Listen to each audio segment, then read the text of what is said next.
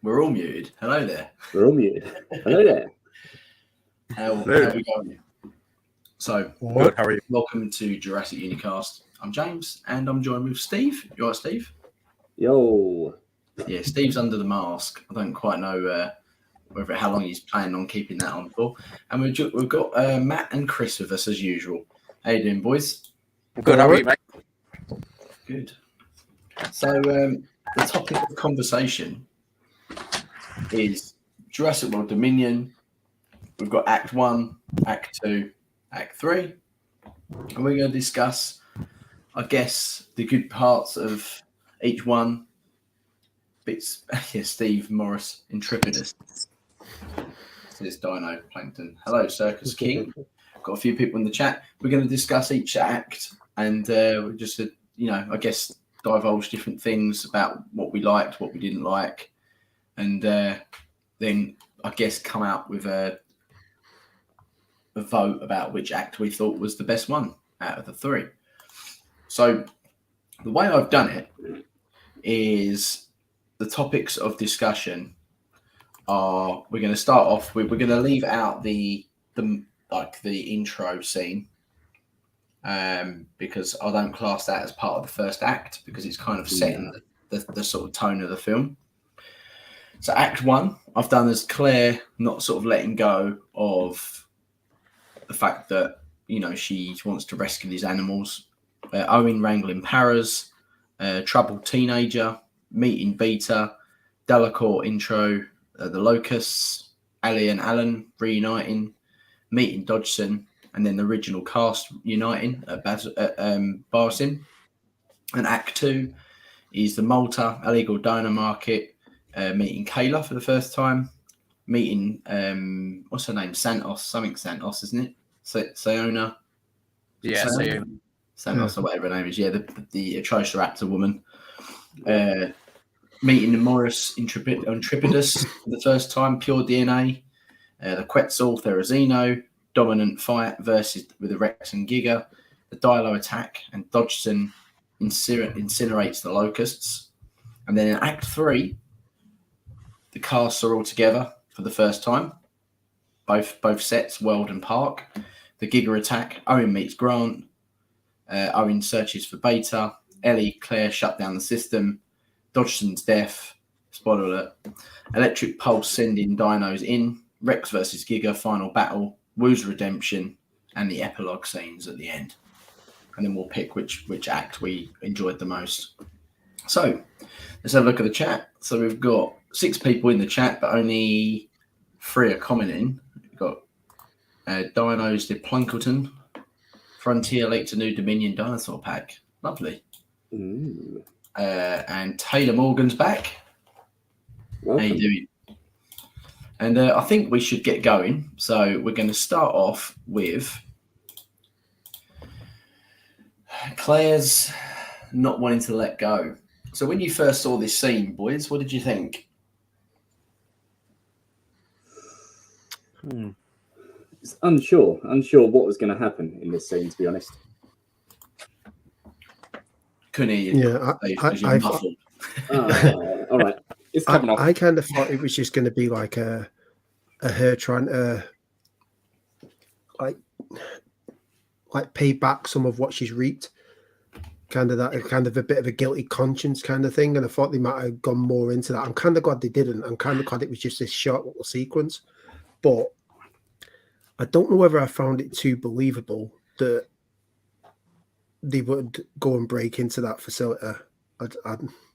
It didn't bother me, but thinking about it, I don't know whether those 3 would, especially with what's his face just screamed in the last film for the most part. He was scared throughout the whole thing, so I don't know whether he'd have the balls to go and break into a facility. But other than that, I didn't mind it really. Like definitely Zara, 100%. She would. Yeah, she would. She's got that sort of character. Like she'd do it without Claire. Zia, that's the one. Sorry, Zara's, Moses. Zara's dead. Yeah. Yeah. No, Zia. I can't see it with Frank. I did like Franklin's character in this film. I did think he was a totally different character to what he was in the first one. But again, he's not on an island full of dinosaurs. Yeah. to a certain degree, but so yeah, it's Yeah, probably a bit the more two chilled, Franklins but- are completely different, aren't they? From Fallen Yeah. Kingdom to Dominion, like they seem like completely different characters, and I prefer them so much more in this film. Like he was more sort of like believable. In the last film, he was too over the top. Mm.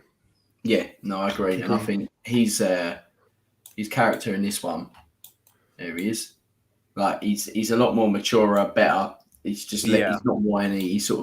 He's kind of saying stuff to Claire like enough's enough now.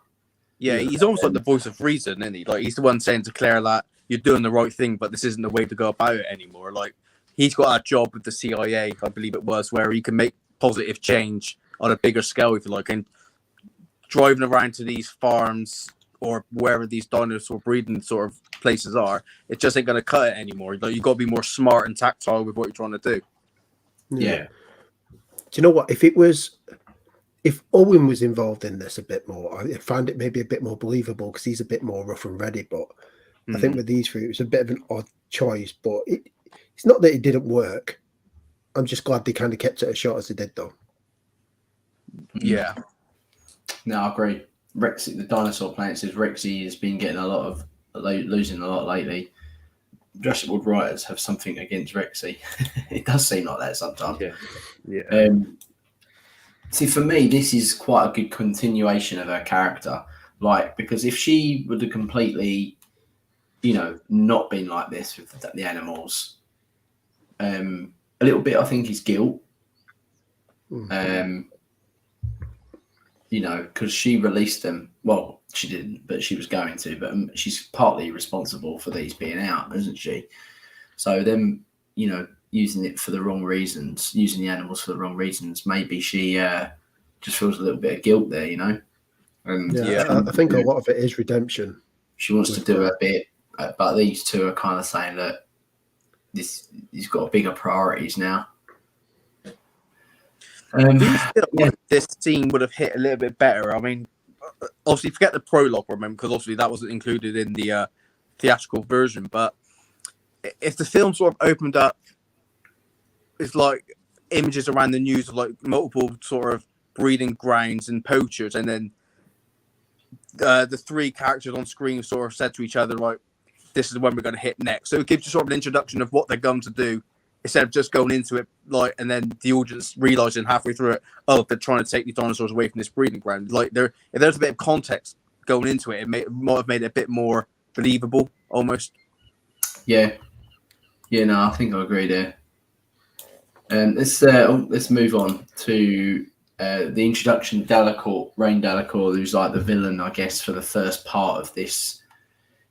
Obviously, what happens to him in the second act kind of is his sort of arc. But what did you think of this guy? Like, I thought when I first saw it, it kind of made it didn't seem very real to me, this bit, because I think it's because I was all on horseback. I'm thinking, why are all these dudes all on horses? Like, this is like some sort of Western film or something. Yeah. Not set in, in today's society. But yeah, very, very cartoon villain. But I can't say I don't like him. He had. I don't think he got enough screen time, I guess. No, I was going to say that for me, he's a bit forgetful. Like, he's there and he serves a purpose in the film, and his death scene is quite good. But spoiler, I just think he could have been replaced with anyone, and it wouldn't have made any difference. Problem is, he was very much like the previous two villains from the previous two films. Like, it's very textbook villain. Wheatley was straight out of a textbook villain, and Hoskins to a degree. But I think Hoskins, reflecting on all three films, I think Hoskins was sort of the better of the villains. Dare we say very, very Count Cretaceous villain? See, I wouldn't necessarily class Wheatley as the villain. I would have classed. No, but he was meant to be that sort of character, weren't he? No, he's like a stooge, isn't he? Eli Mills is the villain, really, but we didn't talk about. Definitely wasn't on the good side, though, was he? No, Wheatley. No, he was Raptor Wrangler. Pulling teeth out the dinosaurs. I wouldn't exactly say. Do we like him? Turns Yeah, out, so I think you don't like him when you do like him. I think Delacour's quite forgettable, really. Yeah. One thing that sort of griped me with this, like Owen knew there were poachers sort of watching his land or his area, like the house, etc. Why didn't he try and do anything about it? It's like because he said to Claire when they took her, "Oh, the poachers, I've seen them around." Like, why do you not do anything about that? Yeah. These aren't poachers; they're rustlers. Well, I think he refers to them as poachers in the film. I know. I was joking. I was going by Yeah. the name. Oh, you're right. No, too. James can't do jokes. Yeah. Nah. Gonna need some cream for that 3rd-degree burn. Yeah. So introduction to him, and then we have troubled teen Maisie hitting the teenage age of 14, isn't she in this? Yeah. You know, she knows that she's now not a normal human. I guess she's a clone. She's going through the whole sort of stage of, I'm not even a real person. I don't really. Why does you even care about? Do you know what I mean? She's just a bit of a rebellious teen. She's getting sick of basically having all this lockdown stuff. She can't go anywhere. Yeah, it's got to be tough for her. I mean, you imagine what we were all like as like young teenagers. We're always out and that, but being secluded with no friends or anything, stuck in that cabin For 4 years. Yeah. I mean, 4 years. You know what I mean? It's not like it's a small amount of time, is it? No. And all the questions that she's obviously dying to act like she wants answered about herself or her existence. It's not an envious position, is it? No. I think she played it quite well, though. I loved stroppy Maisie teenager. in this film. I thought she was one of the brighter things about Dominion. I thought she was fantastic, to be fair to her. Yeah. Yeah, Accent I think- aside, she was good. I think she played her age very well as well. Like, I don't think that there was much, what's the word, directing with it. I feel like Yeah, She I was think very- she's 14 in real life. very believable. She pulled it across. Yeah. You know, she wasn't trying to be someone of that age. She was just. It seems to be quite natural for her, Yeah. especially when she was giving the attitude back and stuff like that. And you know, Do you know what scene I actually liked? When she stormed off through the house, slammed the door behind her, but then went straight out the back door onto her bike. Yeah. Oh, that was pretty clever. Mm. Do you know what I thought that scene was going to be? I thought Claire was going to go in there and she just disappeared, and that was a kidnap. Yeah. That's what I thought was Yeah, going to could have happen. been. Like someone was in there already, had gone through that. Because the previous scene before was Rain Delacour looking. Mm-hmm. Yeah. So I thought he'd gone round the back and, took her. And then Claire's like panicky, but it didn't happen like that. That's what I thought was going to happen in the film. Yeah. So we move on to, it cuts to Blue and Beta. Nice little bit of music there from Michael Giacchino. Really cool little fun little soundtrack that is. Fast and Furious 10, Jack. Come on, man. There's too many. Yeah. It's a nice little soundtrack with this bit. We get to meet Beta for the first time. I love the fact that they use a school bus as well as her like nest. Yeah. Really cool. And we see the animatronic of her as well, don't we, in this scene? I do love this whole sort of scene in the snow. I mean, it was like really well CGI'd and animated. Yeah. Like the actual way you can see the footprints in the snow, the way they run together and interact is really well done. Yeah, it's just Do you know what though? the details. I am gutted they cut that little scene out though that we saw in the trailer. Yeah. Where you just saw its like foot indent into the snow. Yeah, they cut that. And I know it was only a little bit, but I felt that Bugs bit me. gave it. Yeah, it based it a bit more in reality, didn't it? Yeah, it does. Yeah. It gives it a bit more realism, and they've Yeah, well, it's little things like that that just add to the whole sort of film. Like, especially if, like for me, you look for more like realistic things in respect, like the animals like moving. Like, I mean, they were hunting and stalking. It's just like those little bit of details that go a long way. I think Yeah. Jack might be joking here, Jurassic Planet, but I'm not sure. I can sort of see what Jurassic Planet means, though. You look at the mortar scene; that's very sort of Fast and Furious I'd style. say I've got more James Bond. Yeah, vibe. I've got more. Yeah, I got more James. Yeah, Bond. I mean it's James Bond, Yeah. but again, like riding into the back of a plane is pretty cool. Yeah. And that is something they've not gone into space yet. All right. Anyway, so then we cut to the introduction of Ellie for the first time and the locusts.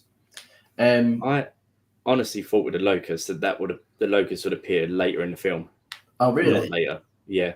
I didn't think it'd be in like the opening first act. I thought they would have been like more established or something. Yeah.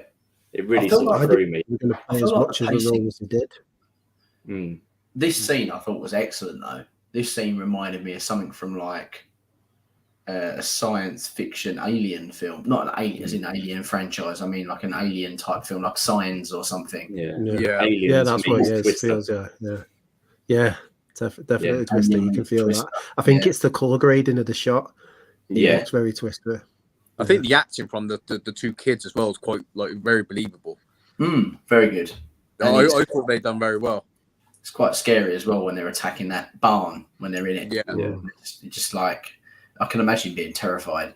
And Yeah, I would be. I love the way it was introduced as well with that just like one locust that was sat on the Yeah. fence panel there, and it was just like the kid was like, "What?" I mean, I've never really been creeped out by locusts, but if you saw one that size, you would think twice, wouldn't you? And then those thousands coming out the barn, yeah, I'll be running. Yeah, I would be. Yeah. But Just before you go on to the next shot, quick question: what did you think of the Owen and the Para bit? Mm. to be honest, I thought it was highly cheesy, Yeah. but I can't help but love it at the same time. Like I was instantly smiling when Chasing the Dragons come on, and I was thinking like one part of me was just like, "No, this is ridiculous. Stop smiling." But the other part of me was like, Yeah. There's an orgasm. and I Do you know, I couldn't- just kind of thought with it like, okay, so you've wrangled one Para. Where did it go? What did he do? that's the problem I have with that scene more than the actual execution of it. Yeah, It's more of what did they do with it? Like, Yeah. why did he have to wrangle that para? Like, where's it gone? Yeah, there's like it's missing a conclusion. Yeah. Yeah. And there's still another herd of them out there somewhere doing whatever they're doing. Yeah. Unless Well, that's I it. just- Maybe that's it got out. Maybe there is a herd somewhere and it got out and he was just putting it back into its enclosure. Maybe we'll bit get it in like- the extended cut. hello there. Hello there.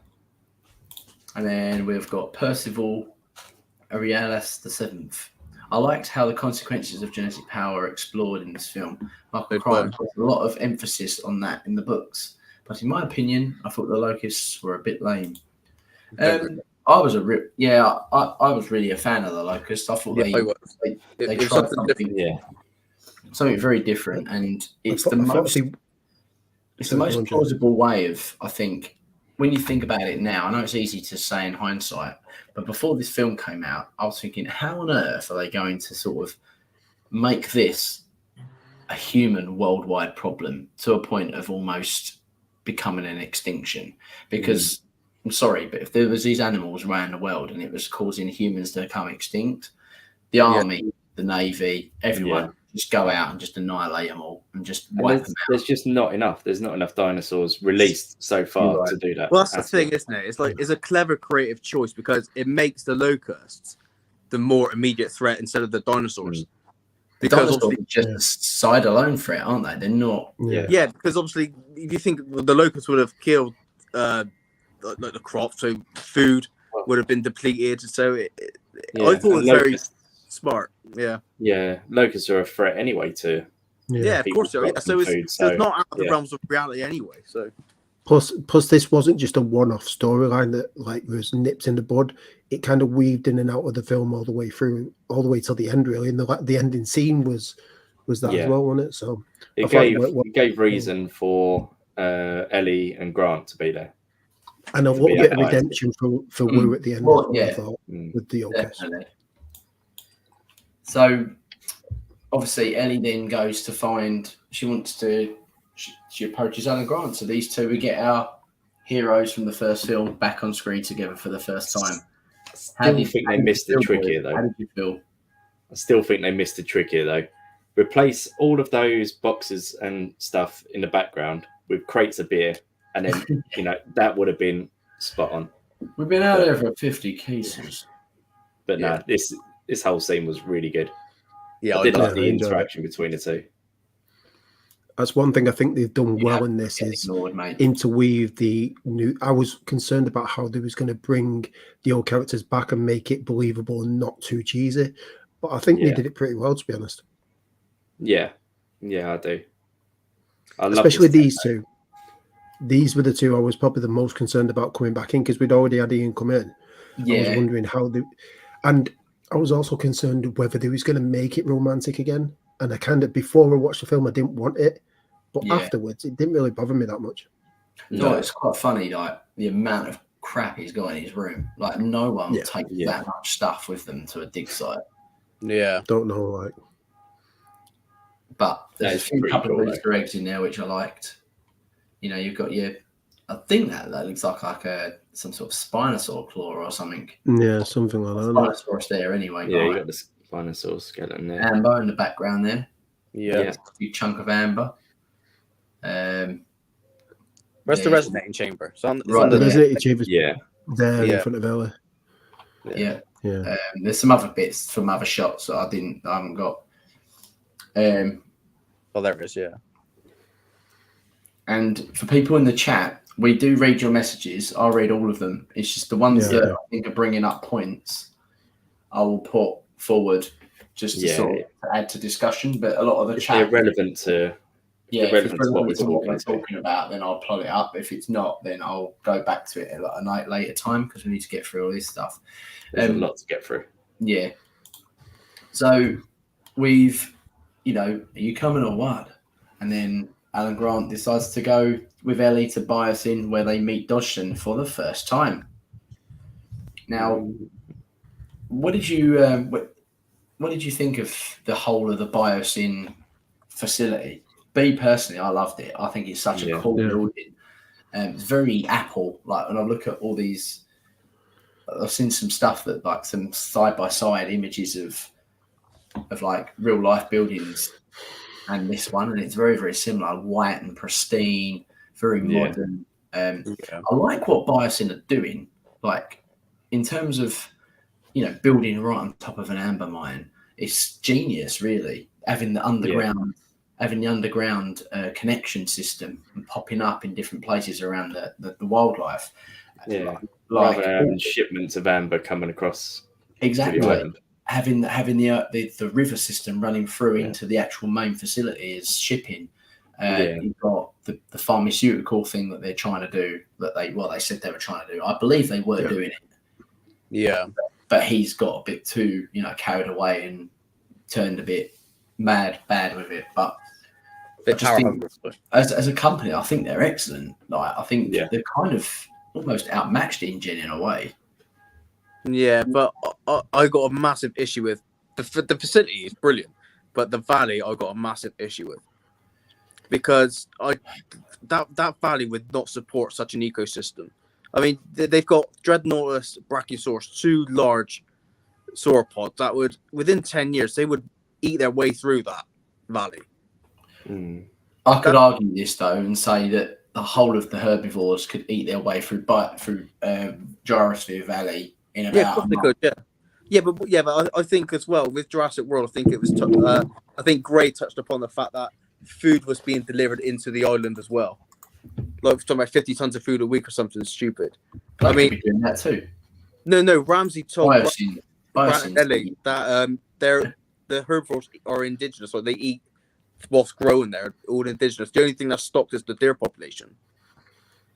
The only thing I could probably think that they're doing is that they've created this sort of rapid growth with for like vegetation and stuff. Maybe great dinosaurs, but it's not explained. But it's the only way it can be explained, really, isn't it? Other than that, it's not. But if they're bringing dinosaurs back in their purest forms, like Morris, like Therizinosaurus, etc., then surely their DNA would allow for a natural need of whatever amount of food they needed in their prehistoric lots. You know what I mean? So I don't think genetic tampering was sort of on the agenda at Biosyn. I mean, unless it was, I've missed it, but I don't think it was. No. I'll tell you what I want. I want, they obviously they did like 4 hours of footage. Yeah. I want David Lumen, the one that did the Dune novelisation, to write a thick novel based on this film, but including a lot of the stuff that we got cut. Yeah. That'd be great because it would sort of add a lot more depth, and things like that would probably get explained. Yeah, that's what I think. Like, there's so much you can do with the whole Biosyn Valley facility, etc. Like with Dodge as well. Like, there's so many questions that can be answered that aren't answered at the moment. Yeah, no, I agree. I think it's I like the introduction though. I thought it was cool. I like the set that they're on. I love that fact that all of this stuff is all practical as well, because it means in 20 years' time, this is going to age beautifully. Like, it's going to age exactly as good as the first film. And the guy that was on the Jurassic Park podcast last week, interviewed by Tom, it was a brilliant interview. Like, the guy was telling us all about all the sets, and the reason they wanted to build so much practical was because of that reason. They wanted to have that aesthetic that the first film had, and that that timeless sort of feel you get when you watch it, even in 20 years' time. Like, there's no green screens, there's no Do you know where this was location? Sorry? Do you know where this was, like, location wise? Where was it filmed? Where was it filmed? Yeah. I think they filmed it on location, did they not? Yeah. I mean, like, where was it? Like, some of this was on stage, but there's certain shots on stage. Some of it was in Pinewood. Most of it was in Pinewood, to be honest. Oh, right, okay. Yeah. Yeah, I remember seeing a lot of the winter scenes when I was driving past Pinewood. Yeah, I remember your video, actually. Yeah. See, doors, dinos to Plungleton. This is not related to what we're talking about. I agree. I'm going to star it and put it back, and we'll talk about that later. I'll put you in the starred comments. So, the final part of Act 1 is where these three finally meet together for the first time in 30 years. Look at you, look at me, look at us, look at you, look at me, look at us, look at you. And it's quite a strange bit of dialogue there, but it's quite funny. I think these three are brilliant. This whole part of the film, I really enjoyed. Like, looking at Alan not Grant. lost any of their chemistry at all. No, it's literally like they've walked straight off of 1993 straight into 2022. And, these, like, Ellie and Ian have got that flirtatious behaviour still, but they've obviously been talking because they've got something that they've got in common that they need to discuss. Alan Grant's been dragged in. You've got look at his concern. Look at his face, look. Yeah. Look at his concern. He's slowed into you. What? He doesn't understand, like, why Not the same way he's still wearing the same shirt after all these years. Yeah. And I love the fact that this feels like a university as well. It's pretty cool. But just the dialogue alone with these guys is excellent.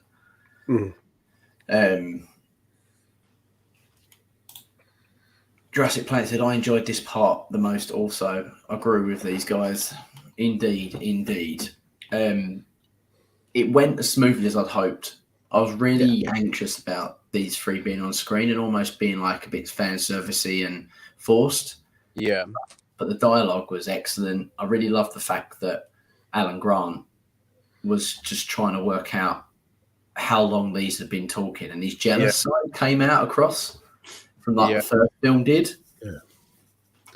I was a bit concerned about how they was going to get them to the Biosyn facility with all these dinosaurs when, especially Grant, when he didn't want to go through, he went through with Jurassic Park, then he went through with Jurassic Park 3.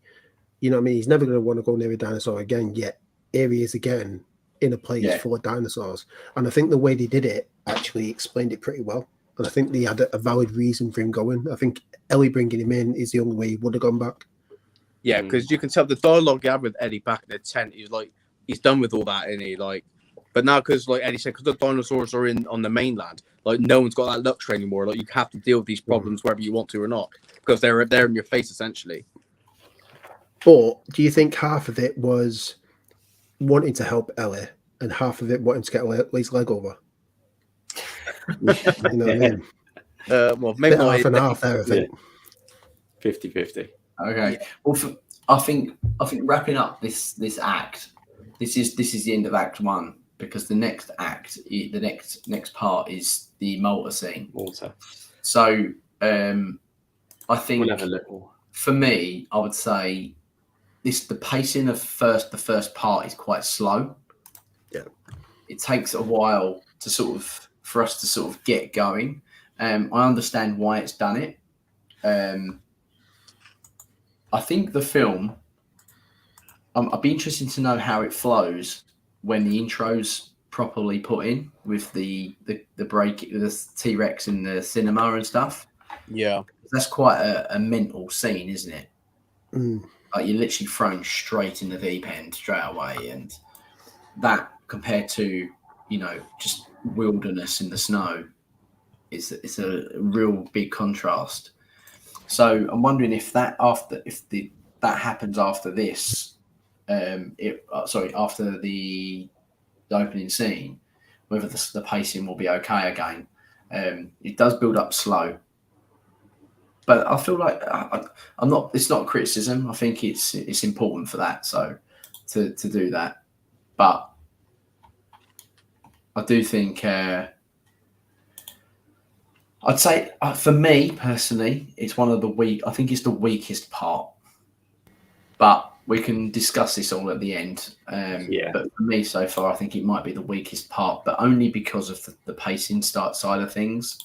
And then after this, I feel like the movie really picks up. Everyone's there now. We're all everyone's ready to go. So, I think So go on. Yeah, take a 30-second break, and we'll come back for Act 2. 100%. Bye-bye.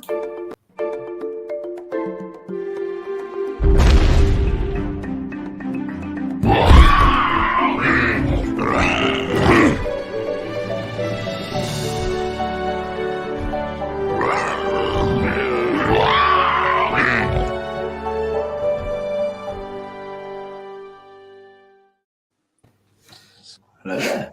We're back. Hello there. We're back with our old mate, Stiggy. Stiggy. I'm not gonna lie. When this little buddy came on screen, I had a little smile on my face. I was like, there he is. There's our man. There he is. We do love our Stiggy. And he's all harnessed up. Yeah. Nice, cool little scene. And he was quite small as well. It was a bit of a smaller one, wasn't he? Yeah. Mm-hmm. Nice animatronic. It had a nice skin on it though. Jeff very detailed, don't it? Yeah. I think, you can. To be honest, it just shows you how good the Fallen Kingdom CGI was, though, on that Sticky, doesn't it? Yeah. Mm-hmm. Because when you compare that to the one in the Fallen Kingdom, which is completely CGI, it's so well done, isn't it? Yeah. The only reason we know that that's animatronic is because we've seen it as animatronic. Yeah. Like, if we hadn't seen any of the behind-the-scenes stuff, maybe would have guessed based on its movement and the fact that it's all harnessed up and not really doing much. But I think, I like this scene, the Malta scene. I think this is all I've got as the Malta picture. I know we meet Kayla as well, so we have a little walk through. Owen and Claire turn up, gives us the sort of the dirty, grim undergroundness of Malta, of this illegal market. Obviously, you guys all knew about the market was going to take place. Steve, how much of that did you know before going into the film? Pretty much. I knew like there was going to be this illegal black market going on. Okay. So how did it sort of? Matt, you watched everything. Chris, you probably did as well, right? For the majority, yeah. I only watched some of the trailers. It was actually the Lego toy that spoiled it the most for me. Yeah. Because I saw the baryonyx with the arm. And I wish I would have kind of saw that in the film rather. I know we didn't really focus on it, but I would have liked to have seen that in the film as opposed to beforehand. But yeah, I knew there was kind of the black market, but I did think we was maybe going to see a bit more in the way of the dino fighting side of it rather than just the black market bit. Like, I thought we would see more dinos fighting because obviously the Carno and the Lystrosaurus, I think it was, that was in the pit originally, wasn't it? Yeah. I mean, I'm not bothered about seeing them two fight because you can pretty much guess the outcome. But Yeah. I would have liked to have maybe seen a couple of, even if it was just like video, they've shown video footage that they found of these fights going ahead, and just so you got a little bit more into the. Like even if the they had world. several fights going on at the same time. Yeah. You're not more than necessarily one going pit to or have the one. something. Yeah. Yeah. I think they Do just you made feel a like, little bit of a trick. But do you think, like, maybe if they sort of cut out one or two of the action scenes with the Atrociraptors and they showed a little bit more of the black market in depth, like, because I feel like they sort of missed a step with it a bit. Because I mean, the only way in there really is to get straight to the Atrociraptor sort of release. Yeah. And they didn't really, like, explore everything that was going on there. And I think an extra sort of 2-3 minutes could have went a long way. I reckon. I mean, there's several parts of this whole film which I will touch on later, but stuff like the Pyroraptor scene, again, I've mentioned it many times. I feel it's not needed, and it could have made space for other stuff to fit in with this film. And I think, like you said, 2 or 3 minutes, and this, would have helped this a hell of a lot, and it would have made this underground sort of black market scene so much better. Yeah. So we get introduced to Kayla Watts. Cool little scene. She seems quite a cool character for me. Like she's got her own little Lystrosaurus pet. I don't know if she's actually selling that or not. I can't work it out. But whatever she's selling, a guy comes up to her and asks for $2,000, and he says she wants all of his money. And at this point, I wasn't sure what her character was trying to be actually, because she doesn't come across as like a pilot at this point, does she? No. See, she's kind of a Han Solo character, isn't she? Yeah. See, I don't see her as like she was selling this. I think she's literally just sitting there, and there happens to be a Lystrosaurus in a cage. Yeah. So what was she after the money for then? Yeah. Now, what was she after in the money then? Why did she want to have probably another? The bloke come up for it, didn't she? He goes, I've got, is it 1,000 kilo of dinosaur? And then he offers her $2,000 to take it, and she looks quite disappointed because she says, "What's waiting for me there?" sort of thing. And but she takes it anyway. I think that's why she's only there. But her job is to literally go there, pick up cargo of dinosaurs, and drive them to wherever they need to go, and come back. That's basically her job. Yeah, because I don't think she's got any interactions with like selling stuff, because I think that will completely wipe out the kind of character she is. Yeah. Sorry. I really liked her character, to be honest, in this film. What's that? I said I think she's a real positive in the film. I really enjoyed her character. Yeah. I didn't think she was going to play as big of a role as she did. But I actually really enjoyed her character. I actually watched Dominion recently again, and I actually found myself liking her. She's probably the new character that I like the most out of the full thing. Yeah. Yeah, no, she was a good introduction. I really like her. I'd like to see more stories with her in. If they did, I would. I could imagine her and Ramsey Coleman. Yeah, I'd like him to bring back like the JP comics and stuff. That'd be cool. Some sort of future installment or a spin-off show or a spin-off film or anything like that. Could be in her because she can carry a film, I think, on her own, because she's got that action vibe. Yeah, she's got a lot of charisma. Sorry, maybe it's her who saves the kids in Camp Cretaceous in the end. Well, we'll soon see. Don't say that. Sorry, Matt. I don't want Kayla in that show. Right, so then it's still in Malta. We meet Siona Santos, is it, or something like that, or I can't remember her surname. But she's a cool villain. She's a good introduction. I like how cool she is. I can imagine her being in. I can imagine her being in a James Bond, actually. I wish we saw so much more of her. Yeah. I think I knew her from. I think I watched her in The 100. She was really good in that as well. I used to watch her. I saw her in Neighbours for a little while. She never did that. That's how I know her from. Sorry, that's just cracked. I mean, I won't really admit to that. But that's what I know her from, Neighbours. Super fan over here. Yeah, I've never seen her in anything else. you watch some random TV shows, mate. I think she was in the 100. I'm pretty sure. I'm going back about 10 years though. Yeah, but she used to be in Neighbours. I didn't particularly like her character then, but I liked her character in this. She's cool. The only thing I've got a problem with this scene is I have no idea where these Atrociraptors have come from. Where they've been made, they said they're thoroughbred. Does that mean completely pure? Pure yeah, DNA. not. That's what They I should got be from it. feathered then, shouldn't they? If they're thoroughbred. To me, a thoroughbred is like the Morris Intrepidus. Yeah. Like they shouldn't have done that line. They should have just said, they used, they're not. Well, she shouldn't have said they're thoroughbred. They're bred purely for that reason. We've touched upon it in the past, haven't we?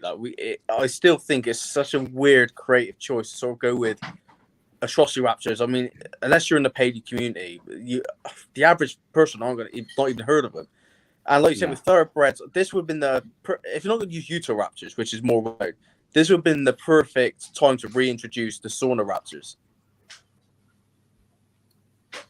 Yeah, just imagine all one of those where you had the Lost Welsh tiger stripes. Yeah, and then one of each male, female. Jurassic Park 3, Jurassic Park 3 female, Jurassic Park 1, and they all just pop out. Because if they're trained, then that don't need any more explaining because we know Blue's trained. The Indoraptor is trained with Blue, so Velociraptor DNA, so you don't need to explain that side of things. So it would have made complete sense, really, because they were originally going to go Deinonychus, weren't they? I'm getting a feeling that Jurassic Planet doesn't like Dominion very much. There's not really many positive best one comments. Yeah. Oh, there we go. Sorry. Then we're moving on to cuts back to inside the biosyn facility, and we meet the Morris Intrepidus. And how cool is that shot? Beautiful. It just looks so real, don't it? Looks so good. This scene was so good. The lighting's so good on the it color matches the palette of the tank as well, which I think is really good. Yeah. Do you know what that shot right there almost looks like a shot you see in a museum where it's like taxidermied? Yeah, it does. It does, doesn't it? Like a little diorama set. Yeah. Yeah, definitely. And I love the fact they've got a little cactus in there as well. So it's almost like a desert environment. Well, that's what Randy said, didn't he? He said that they were trying to create new diverse habitats. So, and I think Morris was his natural environment in the prehistoric times was quite desert-esque anyway, I think. So, so it's that, again, attention to detail. So I just love this film more and more seeing it, to be honest. Yeah. I love it. The little desert gerbil as well. Yeah. Cool. And the red pattern, which I didn't notice before on its back. Yeah, and above the eyes, the red crest. Red tail, red crests. Yeah, I'd love to have a proper detailed close-up look at this animal, really. Yeah. I think when we finally get the 4K release, I think it'll look really good. Yeah. And one thing about this particularly that I liked is the fact that Ramsey says that it's a complete, pure DNA straight out of the amber. Yeah. And in its purest form. And Alan Grant sort of was watching it like in fascination. And then when it attacked the little mouse, he was like, oh. It's almost like you didn't expect something so small to be so vicious. Yeah. You kind of saw that little twinkle in his eye that he saw once upon a time. And then all of a sudden it was just shattered, wasn't it? Yeah. Yeah. So Jurassic Planet was disappointing. It's a shame because, Steve and myself, when we first watched this film, we wasn't overly... I guess we just had such high expectations that there was a lot of missed opportunities that when we come out, we didn't quite know how we felt straight away, did we? No. And I've watched this film a lot more than you have, and it's definitely grown on me. Yeah, I agree. Jurassic World will always be my favourite one out of the World series, but it definitely goes World, Dominion, Fallen Kingdom. For me, too. But I get why Matt likes this because it has such Jurassic Park series vibes to it. Yeah, in terms of colour. It's not just that; the action toned right down. I mean, it felt more grounded. The dinosaurs felt more like animals in the majority of the films and the scenes they were in. Yeah. And that's really what I wanted. And as much as I like Jurassic World and Fallen Kingdom, to me, this is my favorite one out of the three, purely because it's just so much more grounded. I don't want to see dinosaurs doing things that you don't like. It's just unnatural behavior. So I'm just not a fan of it. I never have been. And the mortar scene was just 10 out of 10. Yeah, mortar scene was great. Yeah, Loved yeah. it. However, I do think with the mortar scene, I think before the film came out, I think they built up all these Atrociraptors as the big new bad, apart from the Giga, obviously, and it's the big new raptor, and he was in it for like 5 minutes. I agree. And I just think they overhyped him a little bit for what they actually ended up doing in the film. It would have come across a lot better if they didn't show so much of the Raptors in the trailers, I think. Yeah, I agree. Yeah. But I think with everything else, there would just be too much in the final scene. So as much as they hyped it all up. I think someone disagrees with you. What's that? Dinosaurs act too humanly, not very animally. No, I don't know what film you're watching, mate. And I mean that in the most respectful way. Yeah. It is ironic. Then the next scene is an animal being like animal. Yeah, exactly. Yeah, I know it is quite funny. But anyway, the next scene cuts to Maisie. Obviously, she's been captured at this point. She meets Henry Wu, and they discuss Maisie being a clone. But Wu kind of sort of shares the fact that she's not actually a clone how she thinks she is. She's just her mother made her again, and which was a bit of a strange twist actually, because I wasn't sure how I felt about that. I was so on board with the whole human clone thing, and I wanted to know about her mum and dad dying in some sort of car crash or something like that, I always wonder if the backlash from Fallen Kingdom, because I know a lot of people hated the clone. I agree. I wonder if the backlash, they thought, well, we need to change that story slightly. Yeah, and this does work. Actually, it's very. I actually really like it. I actually really like what they did with this storyline, because I thought, like you said, James, it was just going to be a straight clone story, and it wasn't going to get much explained. But the amount of kind of not quite flashbacks, but the video logs that we saw with her mum and stuff back, I thought was like genius the way they kind of passed that off, because it wasn't just a clone; it was actually properly explained and had a backstory to it, and I actually really thought it added to the story, and I thought it rounded Maisie's story off well as well. Do you think that this reveal that Charlotte sort of made her just makes the whole reveal in Jurassic World Fallen Kingdom feel a bit like underwhelming now when you sort of reflect back? Because they set it up as like she's the first ever human clone, but they sort of like Steve did. I think they did it. Right. Yeah, mate, you're right. So I don't know, because she's still technically a clone in a way, isn't she? But not in the way that it was set up to be in Fallen Kingdom. Going back to what Steve just said, maybe because of the backlash, they sort of just swung it around that way. And to be honest, I prefer it this way completely. Fallen Kingdom made her look like a test tube baby. Agreed, exactly. Like your mother died. Like an avatar in some sort of glass tube. It's like your mum died in a accident. They were like her, but it's not the same thing now. Plus, in Fallen Kingdom, it was always implied that Lockwood cloned her. You know what I mean? That's the way it was implied in Fallen Kingdom. Yeah. Well, we could tell that from all like the fan fiction stuff that was coming out. Everyone had that sort of idea that Henry Wu worked with Lockwood Hammond's back, and that's what made them, fall out, because it was unethical and it wasn't what they agreed on, and it wasn't what the whole plan of this idea was. But this works quite well. I was quite happy. I quite like the attachment between Wu and her mother. Like there was some like hidden kind of romance on Wu's part there. Yeah. He had a soft spot for her, like. And it wasn't just for like her genius. I think he actually had feelings for her as well. Yeah, I think he loved her. Do you know what made me laugh about this is that, like Jurassic World, everyone was like, Christ, Henry Wu hasn't even aged.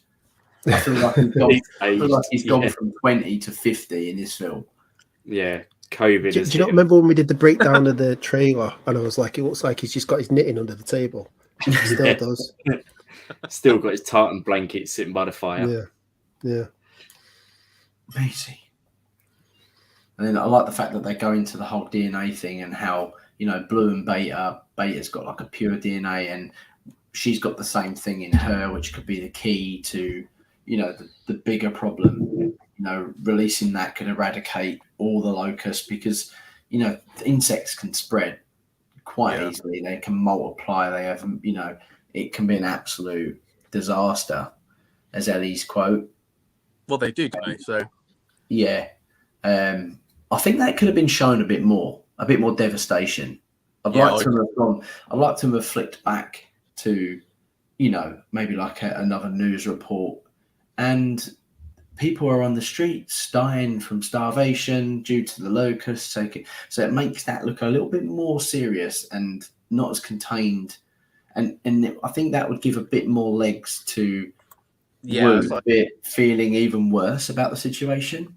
I gotta say, mate, if they showed it in sort of third world countries, that what you just explained, then I think that it would have come across a lot realistic. I mean,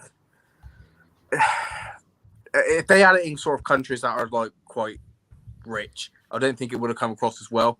But in third world countries where unfortunately we know there are cases where people are dying from starvation, they just haven't got the resources that we have. I think it would have been a lot more touch, especially for Wu. You know what I mean? Yeah, definitely. Okay, so it cuts back to after the Malta scene. Chris Pratt and Bryce and Kayla are in the plane on their way to Biosyn, and they reach the Biosyn sanctuary area. And she calls in, doesn't she, to get ground clearance to turn the what's it called? The ADS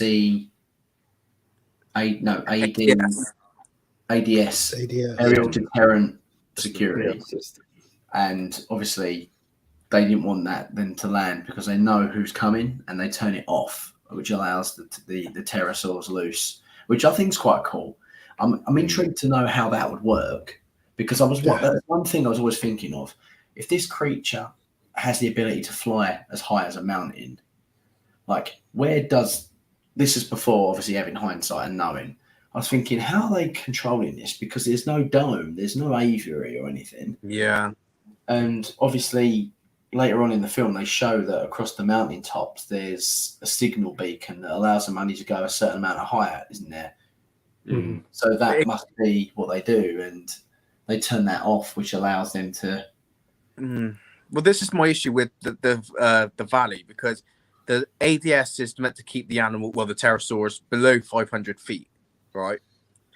And so, but like you said, there's no dome. So what's to keeping them there? I mean, surely they can just fly off and do whatever they want, really. No, I think it's linked to that chip that's in the head at the end of the film that calls them back. Because I think that's something to affect when they're called in. Yeah, but if you think about it, it could be multi-purpose. So it could be when they get to that beacon, it sets off to stop them going any further, which means it forces them back down. That's how I interpret it. The only way for them, because if they've turned it off, there's nothing to stop that bird just disappearing now. No, which I don't think they do that. So I think that's the way they think it's going to work. I think. Yeah. The only thing I can see with that is it was like the fences. If an animal touches an electric fence so many times, they never go near that fence again because they know they're going to get shocked.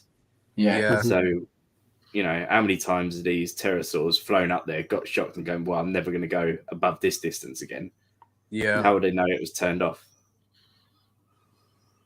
Yeah. True. Yeah, it's a tough one, but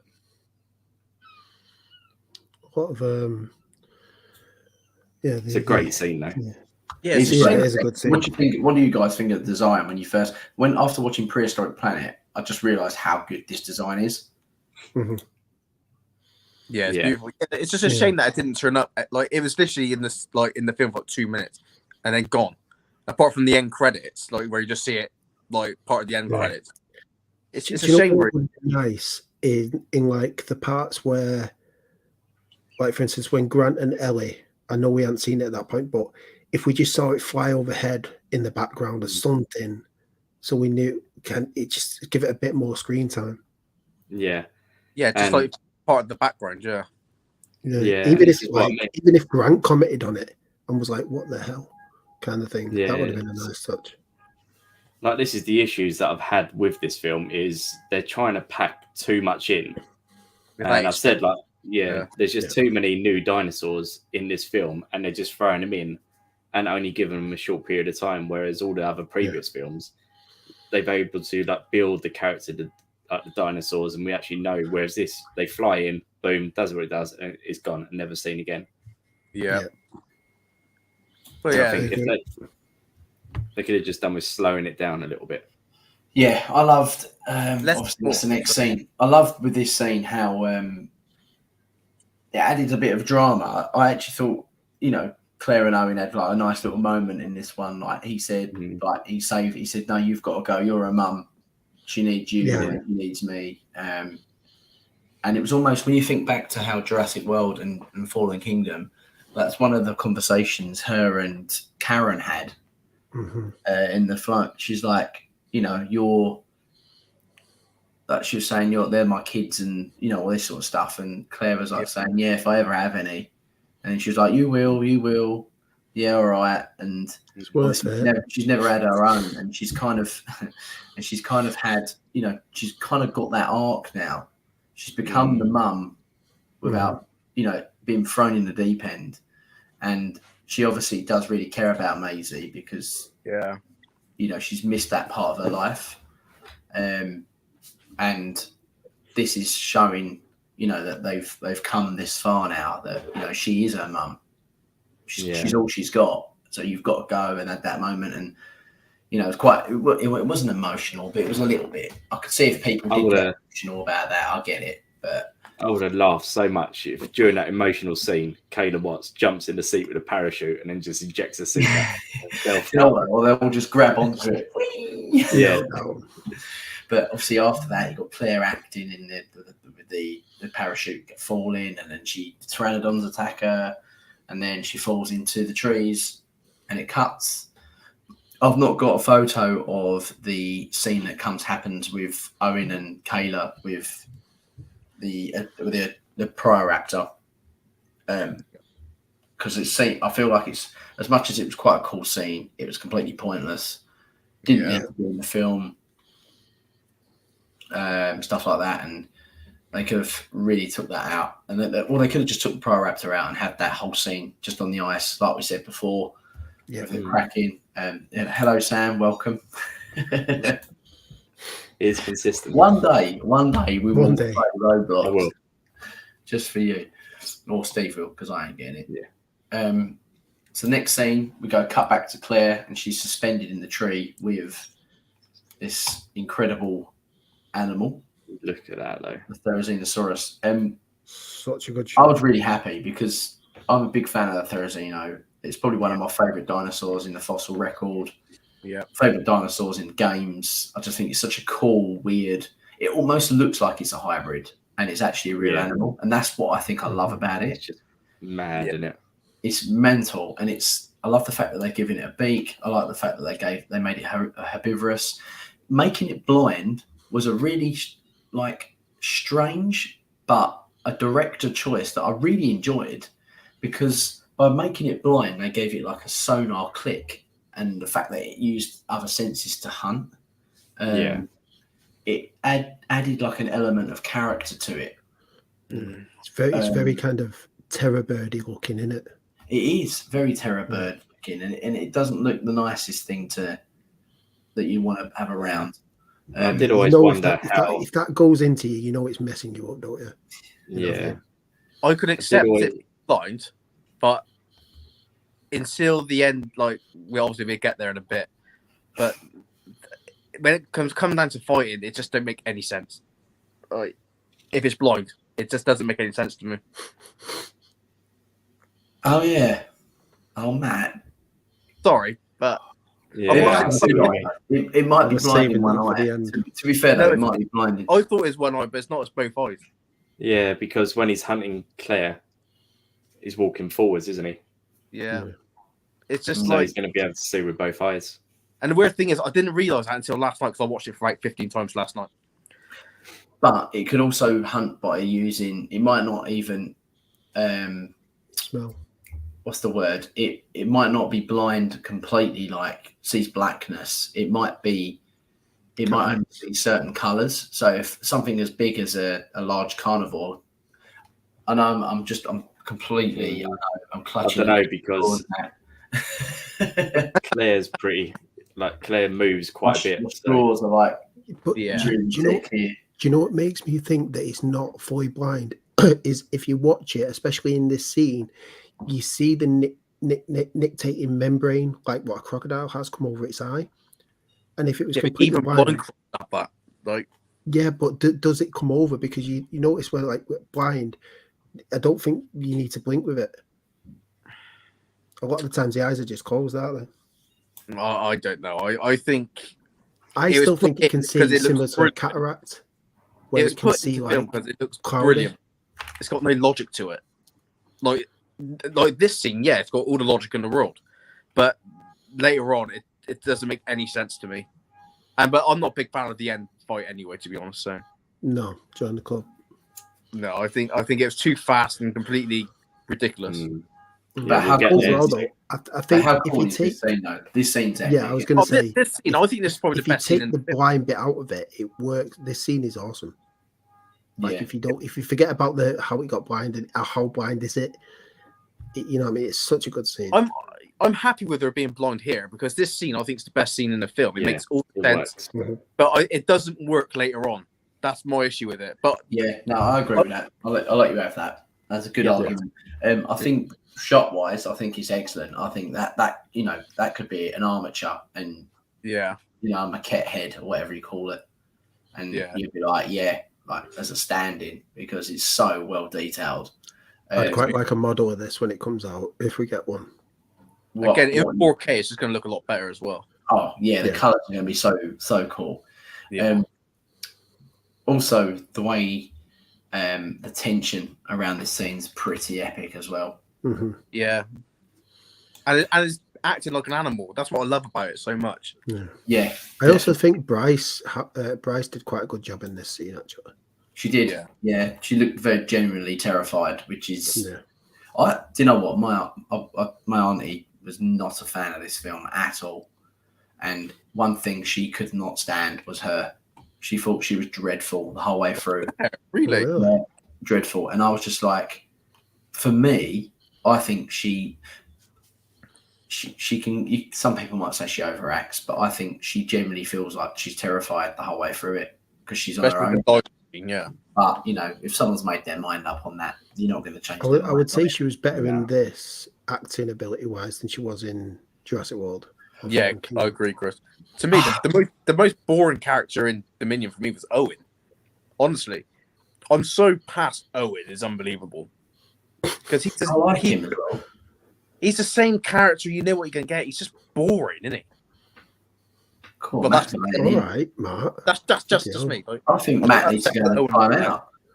I did say, I think in previous episodes that I wouldn't be too shocked if Owen dies in this film.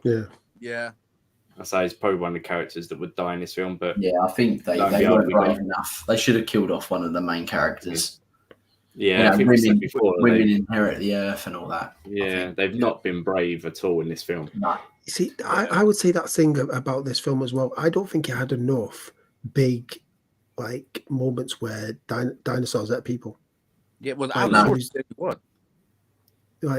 it. There was a few here and there. I wouldn't say there was any moment that stood out to me and say, "Oh wow, that was a cool death."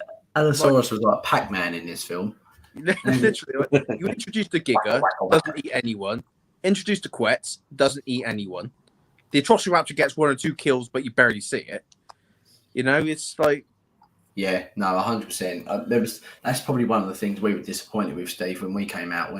I must say though, seeing this film in 4DX is a must. It's ridiculously fun. Imagine as well. It's so fun. Like this scene was mental because you could feel your chair was like, oof, oof. And then when they started fighting, I was getting beaten up in the chair. My mum didn't get out of it. But this is where obviously Kayla and Owen are looking for Claire. They discover the blood of the deer on the floor, and the T-Rex being a predator and having the biggest what's it called, the sense of smell. smells it. I think that's what they were hinting on with that. A vacuum bulb or something. Yeah, smells it, goes and finds it, and then the apex predator comes in. This I don't mind. I like this because this is showing very animalistic behaviour. T-Rex is old. She's not really. This is one of the arguments I've got now. Someone said at the start, T-Rex always gets his ass kicked. That's right, it does, and it does piss me off. But I think, when it comes to Rexy, she's always been the apex predator in every environment she's been in. In Jurassic World, she was the biggest, apart from the Indominus, right? And eventually she come out on top with the help of Blue, right? But she's never had any battling experience. You think the buck and the doe probably fought with each other. They're around other Rexes on sauna, right? She's never really fought anything, so she's inexperienced when it comes to fighting. Notice the Giga though. Every time the Giga fights with the Rex in this film, it doesn't allow the T-Rex anywhere near its neck. Yeah, it uses its body, it moves around, and it knocks the T-Rex off balance quite a bit. So, for argument's sake, you could say that it's using his experience of having a Therizino, maybe having other Rexes in the valley, as he's had fights before, because this T-Rex is new to the valley. It's only just been brought in. So, she's inexperienced. But this scene shows such good animalistic behaviour. I love the fact that the Giga comes in, almost steals the prize. T-Rex is thinking, well, you're like, 25 years younger than me. What's the point? Walked off. And I love that. That's great. That that happens in nature all the time. But this is what I love about it, because you can tell both these animals go into that sort of clash. None of them want to kill the other one. That's like killing one of them. Isn't on the agenda. They just want to claim that deer and then move on. And once Rexy realizes it's not worth it, because when the Giga bites her snout, he's not trying to inflict damage. It's just like a little bite saying, basically, this is mine. Piss off. Get out. Yeah. And that's what I love about it. It's just so simple, but I just love it. I just love it so bloody much. No, honestly, your Bristolian accent. I just love it so bloody much. I've watched Jurassic World and I've watched Fallen Kingdom, where Rexy's hunting a Carnotaurus in the middle of an exploding volcano. Why? Don't understand. Makes no sense. Like 9 times out of 10, they ain't gonna want to fight each other anyway. They're gonna want to go separate ways, because any injury could be fatal to them. So, how good is his CG as well, though? No. I agree. I think I didn't really love the look of Rexy in Fallen Kingdom, but I think in Dominion, she looks awesome. I hated her in Jurassic World. Yeah. But in Fallen Kingdom, she's that a lot was better. kind of explained away what it enough was, of her in Jurassic World, just fed. Yeah. Right, so moving on, Claire has her own little scene with the Dilos, which I actually really liked. As much as, like we said before in the last stream, I was really not looking forward to seeing these. Based on from what I saw from the trailer, when I found out that Dilo was back in this film, I was so excited. I was thinking, yes, we've been waiting so long for this. And seeing that trailer, I was a little bit disappointed. But this scene actually does it quite a bit of justice. I love the fact they sort of pop up from all different places, and they've all got almost got like a pack mentality, these little things. And I was pretty disappointed with the scene. Oh, was you? Why? Was you? Yeah, and I mean, do you know what? I was so looking forward to it, and do you know what? I watched it recently again, and I liked it a bit more than I did the first time I watched it, but I don't know whether it's the look of the dialogue that is bugging me a little bit, and I think she should have been up that ladder. Like, I don't understand why she took 20 minutes sitting there looking at them all popping up. I'd be up that ladder, like a rat up a drain pipe. I'd be gone. But yeah, I don't know. It's just something about that. The look of the dialogue in this scene, I don't know. It didn't wow me. I preferred the dialogue in JP. I think it looked a lot better. Like I've said before on other streams, I think it's something to do with the eye. I know that sounds really daft. Yeah, no, the eye is an issue. I think this could have done with a bit of CGI overlay. This scene. This is what we did with our ranking of the animatronics, wasn't it? The dialogue 100% could have done with some CGI overlay. I really like the orangeness. I think the orange crests are great. The orange frill is great. Mm-hmm. I just think I just wanted to see like a dialogue with, a bit more fluidity. That's all. Yeah. Do you know what? It's probably this shot you've actually got here is probably my main point with it. Yeah. When it sticks its frill up and you see the colours and everything, it doesn't look quite as bad. But I think in this particular shot, I think it just looks like someone's got a hand puppet on. Yeah. I don't know. For me, Like it just walking looks the a bit. dinosaur. Yeah. Yeah. It just kind of looks a bit like that. Do you know what it reminds me of? Walking with Dinosaurs, where they have the Yeah, that's what you said. yeah, and it's eating, and yeah, I just kind of got a bit of that from it, and I don't know whether I was building it up because I was looking forward to seeing the dialogue in this film so much, but for me, it was one of the most disappointing parts of the film, which I'm gutted about.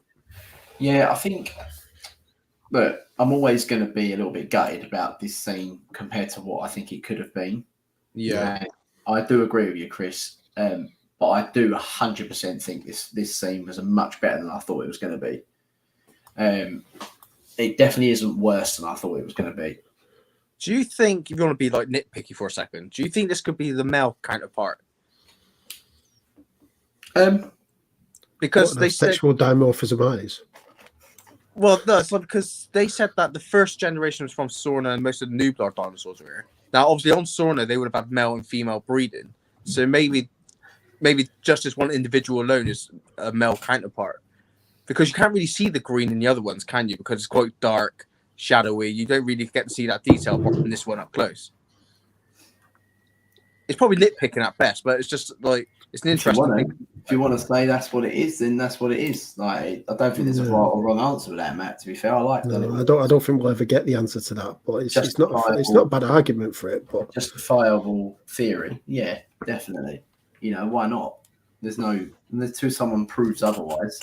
Yeah, cool little theory. I know they do it to build suspense as well. But a real animal probably wouldn't sit there just looking at her for 5 minutes. They all do that though. They all do that. They do. Go back to every single raptor kill. Oh, I know. Yeah, it's funny you say that, Chris, because that's what took me out a bit of the Atrociraptor scene, because the Atrociraptor spend that entire sequence chasing them down. Then when it comes down to Owen and Barry, that one raptor like just slowly walks up to him for like 5 minutes before it jumps and before they put it into the cage. It's talking about raptors. Can we talk about how bad of a predator they are? Yeah, awful, aren't they? Just terrible predator. Like, they go through an entire city and don't even clip Chris Pratt once. Well, because it's Chris Pratt. Or Claire. Yeah. Like, do you know what I also find convenient? No matter where he goes, he managed to find a motorbike. Like, everywhere. They just there's a motorbike. And they always have keys. Like, who leaves the keys in the bike all the time? And also Barry, when Barry climbs up into that sort of that overturned truck and the crossroads again, he's got a gun on him. If that was me, I'd be pointing at it, bam, bam, bang. I wouldn't be trying to get through the roof with a baseball bat. Yeah, there's some questions, but I do love that scene. That scene's... Yeah, I don't want to ruin it for you, James. Nah. Not with logic. Still out of 10 Oh, there was one, actually. Sorry, just one little point I wanted to make about that dialogue scene. So, Owen comes and grabs the dialogue by the throat, doesn't he? To save Claire, right? So, he's got hold of the throat, and you can see the venom sort of thing in its mouth just as it was about to spit. He then zaps it while he's still got hold of the dialogue. Would he not get zapped as well? He just drops it. Maybe he's wearing leather. I don't know. She was wearing gloves, but he wasn't. I noticed that today. I need to see this. You have to watch it again and have a look at it, and you'd be like, no. I don't think I care anyway. That really is so blunt. Don't care. Moving on. Nah, it's a cool one. I was only joking, Chris. I think that's a good note. That's a good point though, because it's like one of those things with the would Tim have died having getting 10,000 volts shot through him? So it's just one of those things. Like I only noticed it though on my Owen probably would have got zapped. I might even have to have a look now. Actually, we're moving on to the last part of Act 2, and hopefully we'll be done. Oh, it's getting on, isn't it? So Act 2, Locust gets incinerated because Dodgson wants to destroy his evidence. This is like the first start of his villainous nature coming out now. He wants to get like destroy the evidence of him doing this experiments. And how did you guys feel about this part of the film? It is what it is, really, isn't it? Like, it told a story. Yeah, it just shows his character, really. There's nothing really to comment on. just We always helping knew he was start sort of off with, this. isn't Yeah, we always sort of knew he was going to head into this sort of character way of being the full villain. So, destroying the evidence is just a standard thing. it? Yeah, fair enough. So that's the end of that act. Sorry, not arc. What am I talking about? So when we get back, we'll get crack onto Act 3 and final thoughts. All right.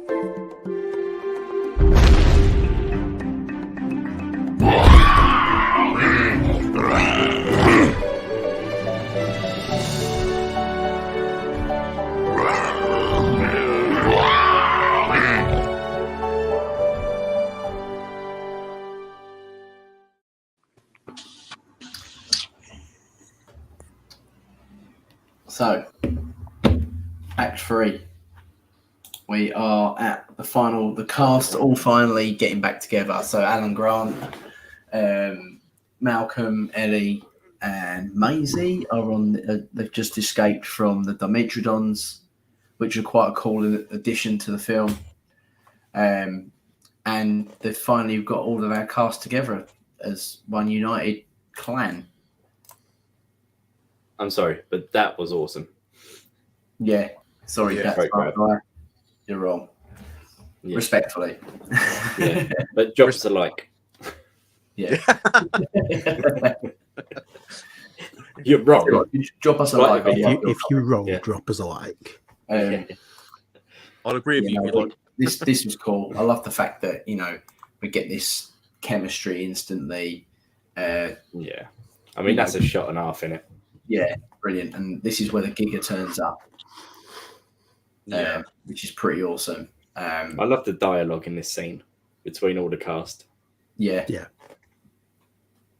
bit of old and new. Then you've got these two, Owen and Alan, when they don't move. It's just like, what? They're like the same people, because obviously they go up into the building and where is it?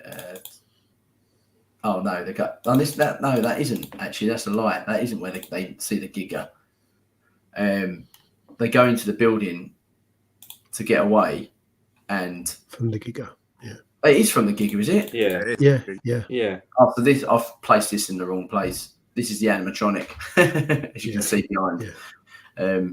But this is the bit of the scene where it's going around. So they actually CGI'd a lot more of that animatronic than I thought they did. But it looks so good though. Like it blended it so It really much. does. Yeah, it's blended excellent. So it was this scene, weren't it? And then we go hunting around the car. That was really cool. It showed it's a very good nod back to Jurassic Park, the T-Rex. Yeah. With Alan Grant and that, To me, it doesn't seem like it's hunting. It seems like a more curious sort of behavior. Like it's obviously been forced out of his territory because of the fire locusts. Yeah. And it's just stumbled upon them, and obviously they're trying to like attack it or trying to escape it. And he just seems more curious more than anything. Yeah. Because if he wanted to eat them, like he could have easily lunged at one of them and had them without any hesitation. Yeah, very interesting. It's very strange behaviour, actually.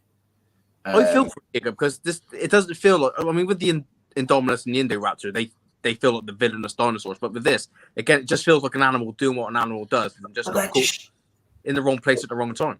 But that just shows you the difference between the hybrid, though. Like these people saying, "Oh, this is why for me the Indominus is just nothing can compete with it." The thing is just absolutely just ridiculously crazy. Yeah, I think this should have been what the Indominus was. in Jurassic No, World. but if this was what the Indominus was. But that's Matt. only because I'm not a big fan of the whole hybrid thing. And yeah, but because it's a hybrid, having this behaviour would never happen with the hybrid. yeah, that's why I think it would have made it better. But that's just me. But then that would make it an animal. The whole point of it being a hybrid is the fact that it's not animalistic.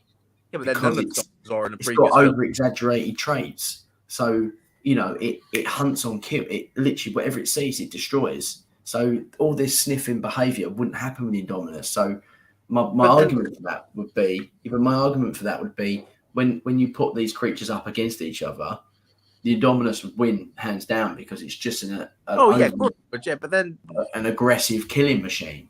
The whole thing with the Indominus makes no sense anyway to me, because it's very a killing machine. It killed everything based like whatever it sees it kills. It's like it killed itself to its own extinction, because by the time it's killed everything, it's completely killed every sort of food that's out there for it to eat and consume. It makes no sense to me. Well, the whole hybrid thing I was never on board with anyway. But that's for me. For me, If you watch Steve's Jurassic World Evolution post the other night, it didn't do much, did it? No, hardly did anything. That's poor game mechanics. Yeah, but anyway, this just proves how much I love this Giga. Anyway, the design is so big. Still don't like the back of it though. So they escape up this little bit. The Giga disappears with fire in its mouth, thanks to Malcolm. Yeah. They come up here. They get a bit of a breather.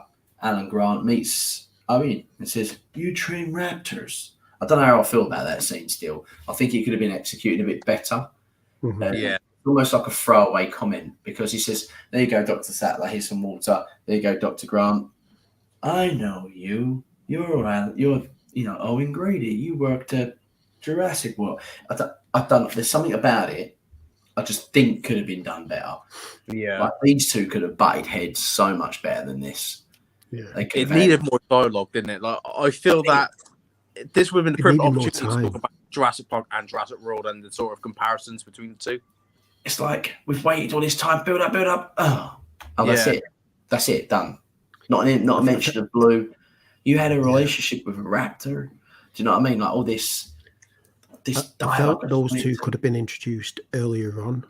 Yeah, to try and build that relationship a little bit more and give it a bit more time.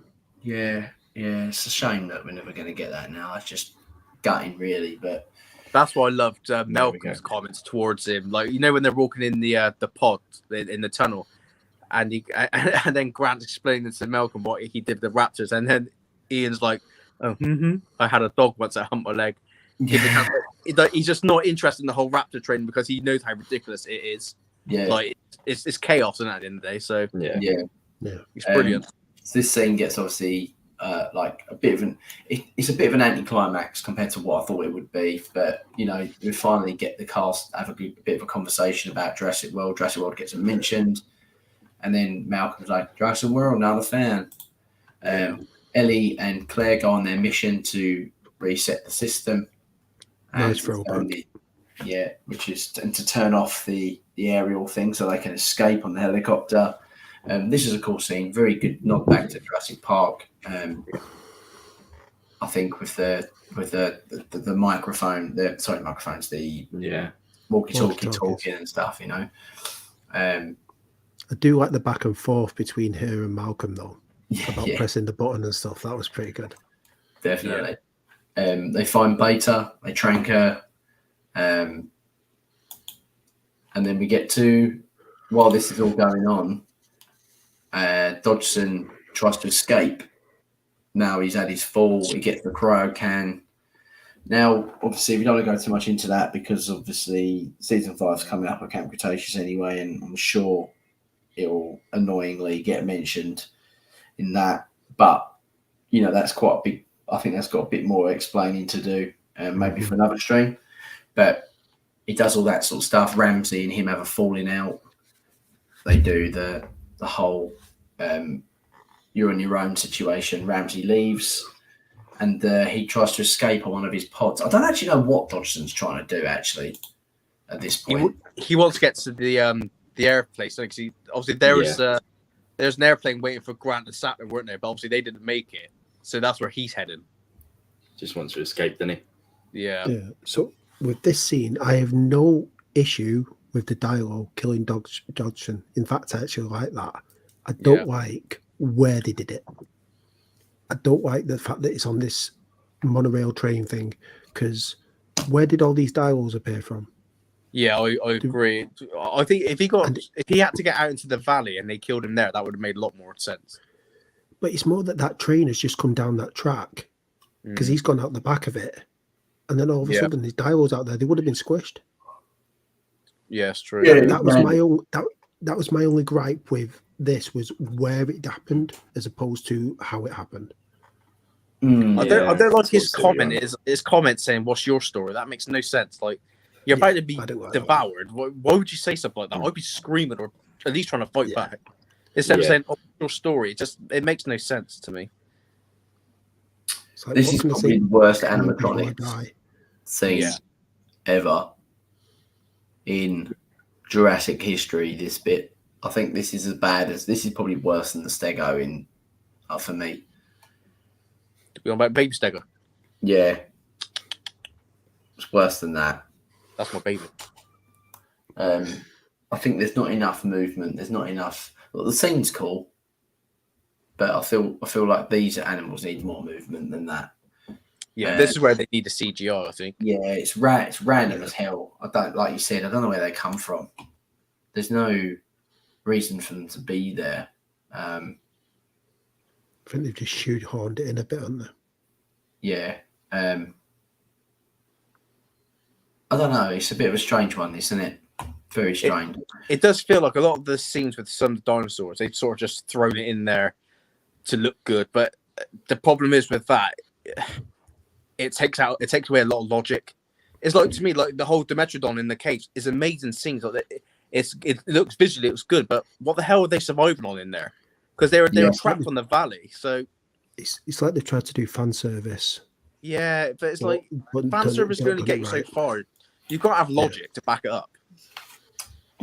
So after Dodgson's death scene, but at that point they've already beaconed in all the animals to come into the main area. I think that might be why the dilos are there. You know, that might be the hint that the underground network from Biosyn has brought these dilos in. But if you want to argue that case, but that would have made a lot more sense. You know, when they escaped the cave system. Yeah. If that a bit like JP3 with the aviary, the doors left slightly ajar, that would have made more sense. But when they locked it back up, so as far as I know, there's no other way the dilos could have got in there. You know what I mean? Yeah. And then we have our escape for the humans, and the fight starts between the T-Rex and the Giga. Round 2. Nice, cool shot. This. And you got the it was a good looking shot. Yeah, it's just the ending. It made no sense. Yeah, no, it's a great shot. Yeah, I think it's. I'd like to see it a bit more lighting, a bit more lighter, sort of brighter contrast as opposed to it being so dark. But I get why they've done it. You know, darker. It's very Jurassic to have a darker sort of tone at the end, isn't it? And then you get the Therizinosaurus come in and they do their team up thing. Now, I'm still not overly happy with that. For me, in hindsight, knowing that the Buck and Doe are at the end of the film, for me, I've already said this. I think they should have come in, claimed the territory for theirs, because all these animals are coming in, right? So they're there somewhere. These animals, they could have come in. Rexy thought, "Hold on, you're my fat." Like Rexy's knocked out. Buck and Doe in. Yeah. Hold on, that would have been a much better ending to the film than. Yeah, it didn't need the Therizino. It didn't need the Therizinosaurus whatsoever. No. Do you know what? I can back your point up, Matt, with the whole not making sense of its eyes, not being able to hunt and fight. Yeah. The scene we got with Claire, was perfect, and to me, it's still the best scene in the film. We didn't need it for the final act. And like you said, like with the bucket of dough, obviously we know they're on the on in the valley. That would have been the perfect opportunity to bring them in, you know. But and another thing that I don't get is like, how did Rexy know to get there? Because surely they didn't have enough time to put a chip in Rexy's head already. I mean, she got there just before Grant and Ellie. I wouldn't be I surprised. only said that the fire brought her in. Yeah, It's anyway, like, but that one I could sort of let go, to be honest, because Do you know what? I can even handle the ferry killing him. Well, both. But no. I can understand the ferry killing off the Giga, but Oh, right, okay. not with Rexy pushing her onto the cars. That just and then roaring, it just didn't work for me. yeah, The Giga, it was just a the weak Giga fight. didn't need to die, in my opinion. It's like I love Rexy, I really do. Like, she was never meant to be a character, but since the Royal Trilogy, she has become a character, unfortunately. But this was the time to give her goodbye. The Giga Notosaurus it didn't need to die. It just made no sense for it to die because it wasn't a villain, even though it tried, like Colin Trevorrow tried and portray it to the audience that it is one. It's just not a villain. It's just an animal. It's something I love this film, I really do, but I recognise its flaws. yeah. Steve, what do you think of this scene? Like I said, the Ferrazino's kill is not needed at all. The way that it gets impaled, I thought, we've already had a death of the main villain in Fallen Kingdom of being impaled. Yeah, I was like, we don't need another repeat of the same. Rinse, repeat. And, I've said it wrong. Yeah, and not only that, why did they stop fighting at the end again? Yeah. We had it in Jurassic World. The raptor should have fought on with the T-Rex. Yeah. It's just This like, should have we've fought had a Ferrazino. fight. Tip my hat and off I go. Yeah. Yeah, it was a very weird moment. It didn't seem natural. No, Like they just look at each other and go. I think that's the key phrase in there. It just didn't seem natural. No. The fighting for territory. Yeah, this isn't about us. Yeah, the cheesy as the dialogue is. Yeah, that's more believable because it's territory. Yeah. But did we even need an end fight? But you put. I'm sorry, but I know. But you put, just say you've got cattle or a herd of sheep in a pen. You put a lion and a tiger in there. They're either both going to take a sheep out each, or they're both going to fight over the whole lot of them. And so that situation, I've got not got a problem with. There's some elements of it which I think are really cool, and then some of the elements of it I just think I don't know what it is about this whole T-Rex being knocked out thing. Yeah, it's like it was knocked out. How did it get knocked out? That wasn't even explained. It's like it got pushed over onto the platform, and then suddenly it was knocked out for 5 minutes. It's a strange one. It's a strange one. I think it's just one of those things we're always going to wish there was something better. Yeah. Unfortunately, we're going to get all this crap in Camp Cretaceous, annoyingly, I reckon. But the stuff we want is going to be in that show rather than in the film. This is would have meant more if the prologue was kept in as the beginning. Yeah, completely agree. MKM 1990. Good point. But we're going to get that with the extended edition, which is good. So I can't wait to watch that one properly on 4K. Annoys me. Moving on, and then we've got Wu's Redemption. How do we feel about that and him not dying? I love him. I'm surprised, but I don't really mind him not. I was expecting him to die, but the way it ended with his character, I was like, okay, I accept it. Yeah. And that's it. He did good. He did actually eventually did good, didn't he? Yeah. He got what he wanted to do. A nice piece of music for this as well. Him and Claire's had the biggest sort of character development. Except with Wu's, it's more in the background. Yeah. Like with Claire's, it's quite obvious over the 3 films, but with Wu, it's like unless you're paying a lot of attention, you don't really notice it. No, you're right. Hopefully now he's not in the lab, though. He can have a haircut. Yeah. Yeah. I hope if there is future films, I do hope they bring him back though, because I think he's been a real asset to these world films.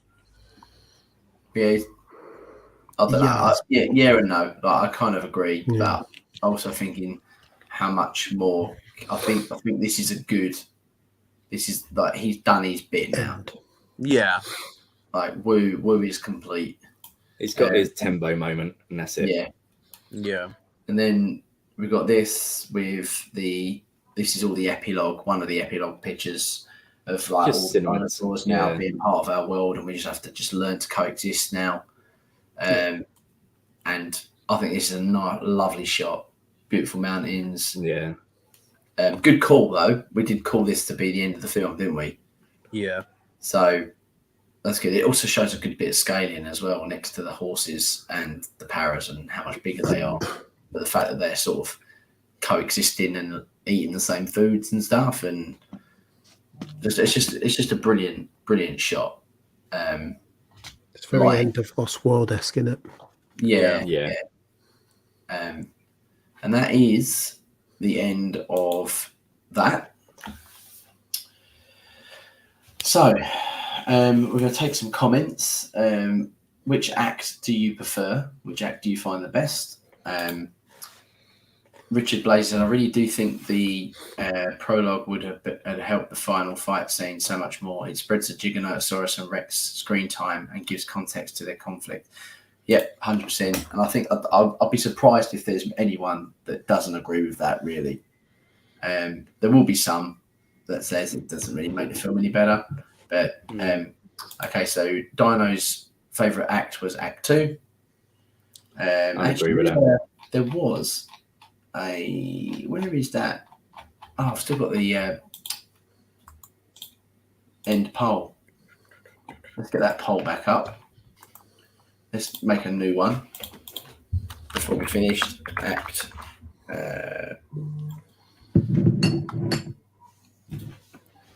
1, 2, or 3.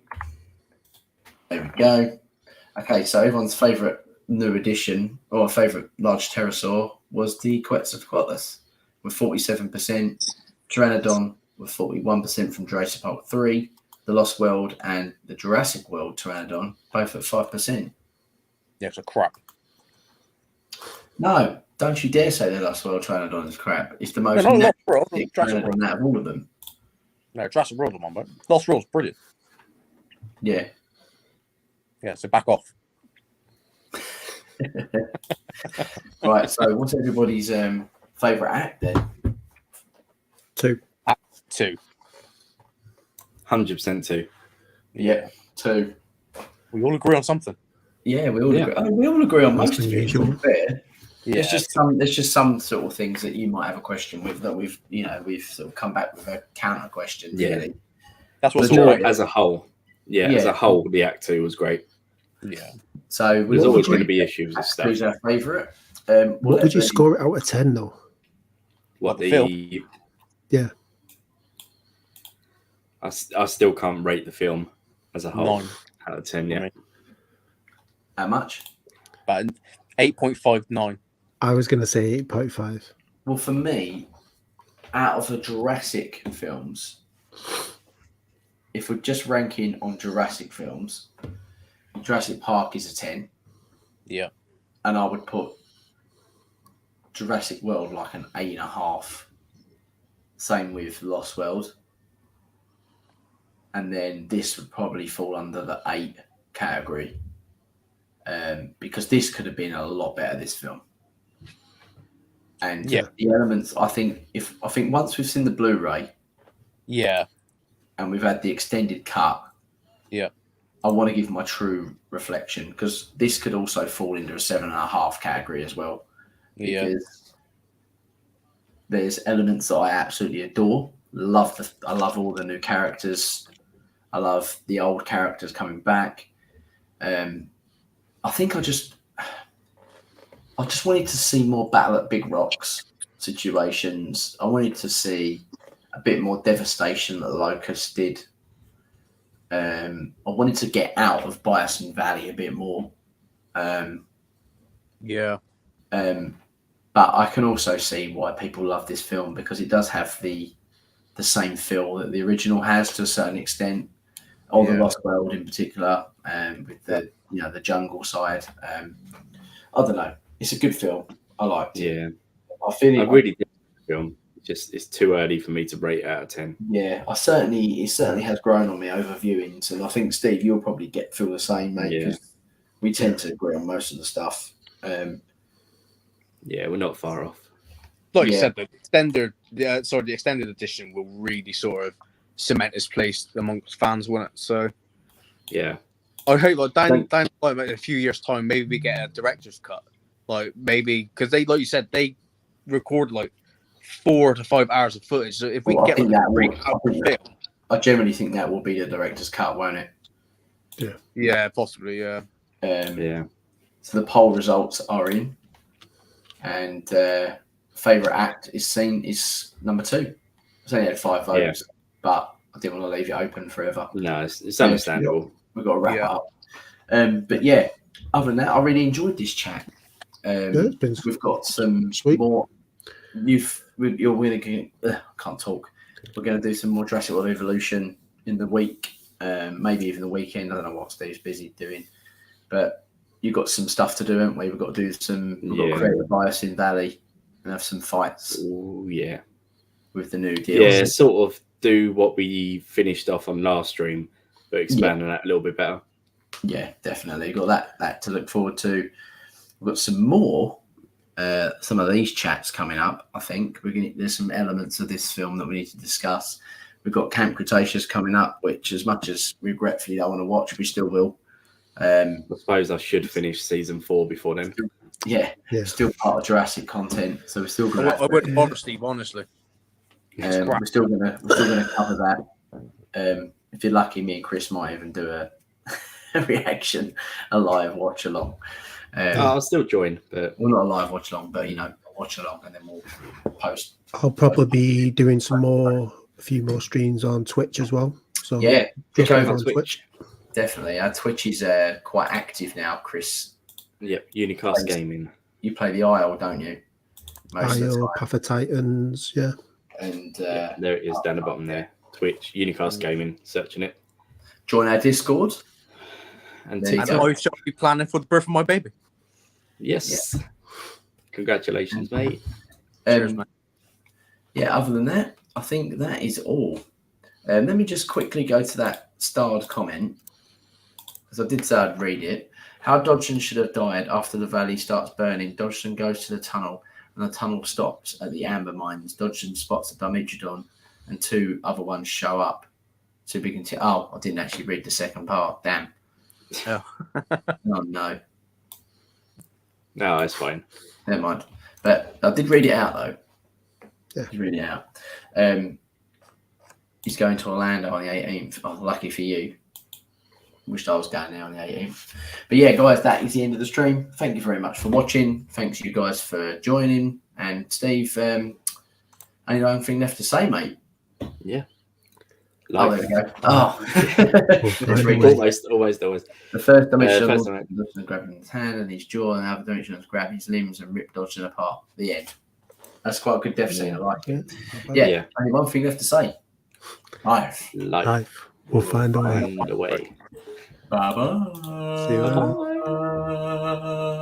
Bye.